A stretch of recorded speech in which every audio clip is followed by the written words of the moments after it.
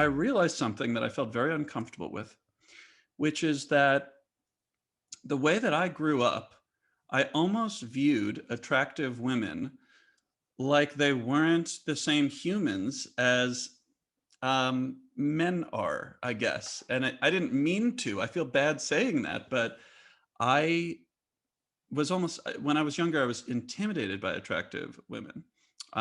And basically felt like as I got older, the way that I felt less intimidated was to almost think of them like just interesting in like a sexual way or trying to attract them into my realm sort of way and not viewing the full three-dimensional human experience that every human has, regardless of the attractiveness with which they were born. And I was like, man, I wonder how much of this is still left in me and how much of this exists in other people and how this impacts an attractive woman, whether you feel this. So first, actually, before responding to that, would you give me just a little bit of background on yourself and where you grew up and maybe anything to do with attractiveness that was part of your childhood or growing up? Yeah, sure. Well, okay, you guys know my name is Ashley. I'm 24 years old. I was born in Cleveland, Ohio, but technically raised in South Florida. So it was I had an interesting childhood. I moved around a lot. And I met all different types of people. And I met all different types of friends, throughout different phases in my life. Um, in my honest opinion, I don't I when I was younger, I didn't necessarily consider myself to be physically attractive. I was heavy set. I was very shy.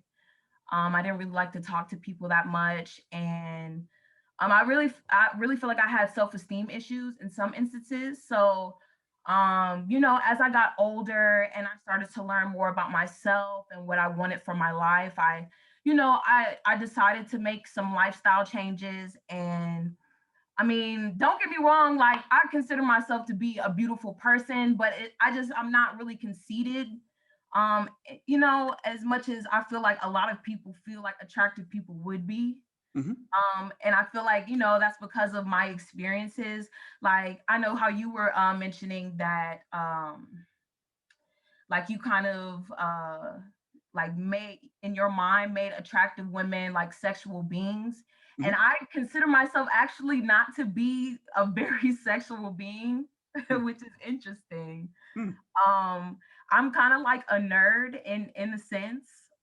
So like it's so interesting too that like attractiveness is like subjective, Yeah. because like I consider myself like I don't necessarily feel like I can be physically attracted to somebody. If I'm like attracted to your personality and your intelligence and stuff like that, I feel like that holds more weight than me to me than Hmm. looks.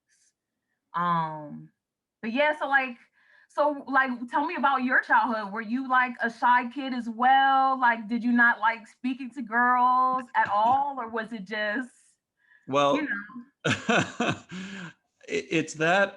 So I grew up in New York and Long Island nice. in the 80s and early 90s was basically my childhood. And Okay. uh, I'm Jewish, and I lived in an area that was mostly Jewish. Okay, nice. And I lived with my mom and didn't see my dad very much, which was part of, I think, how I developed my um, misconceptions, lack of three-dimensional view of attractive women. But basically, I was very close with my mom. I was a mama's boy, and it it wasn't very helpful for me to like go out and like see people for who see women for who they may have really been. And it also made me quite shy because I basically spent a lot of time with my mom and stuff like that. And um, I think without the masculine part that I got when I started seeing my dad around the age of 16, it was hard for me to uh, talk to girls and hold my own sense of my attractiveness. And it was very interesting that it felt like a switch was flipped when I started seeing him. I actually went to live with him. Like it was almost like this cold turkey transition from being this Uh-huh. mama's boy to my dad is like a party animal. He would buy liquor for us and our friends. And pretty soon, even though I didn't feel this way inside, I was all cocky and like thought that I had all this money. We didn't have a lot of money, but my dad would basically like give I have 2 brothers, so he would give the 3 of us, the 3 boys, all his money, and he would spend nothing on himself because he was kinda living through us in a way, That's real. and wanted us to, like, have ragers at our house and invite people over and be popular, and we were, and it really just makes me feel like I look back and I'm like, "Man, high schoolers can be pretty clueless," at least they were when I was a high schooler, where, like, I think a lot of people thought I was really deep and I don't know, cool, maybe something like that, but definitely like because I projected that, even though I was super insecure. So I went through a period of really enjoying being popular and having a lot of girls be interested in me. And then, I grew up and became an adult, and I'm 40 now. I'm married. I have a 2-year-old son. Nice. And that, now is about the time that I start thinking about what was going on then and how I really viewed women. So that's kind of the background, just to answer your question of, It's like a culture shock though, isn't it, in a sense? Like, because the way that people respond to you, you know what I'm saying, in general is just so different when when you're carrying yourself differently. And yeah. that's one thing I've noticed too, like, um, I've noticed like some people, they may not necessarily be like the most beautiful or handsome person in the world, but like it's just how they carry themselves, the Hmm. aura around them that makes them attractive too. So I Hmm. definitely understand. Yeah. Um, but I guess to my original question and this thing that I think there must still be seeds of it inside me, even though I think I do quite a good job of detaching from that and allowing like my conscious mind to make the decision about how I act towards any person, regardless of what might be like unconscious feelings that still exist from a long time ago.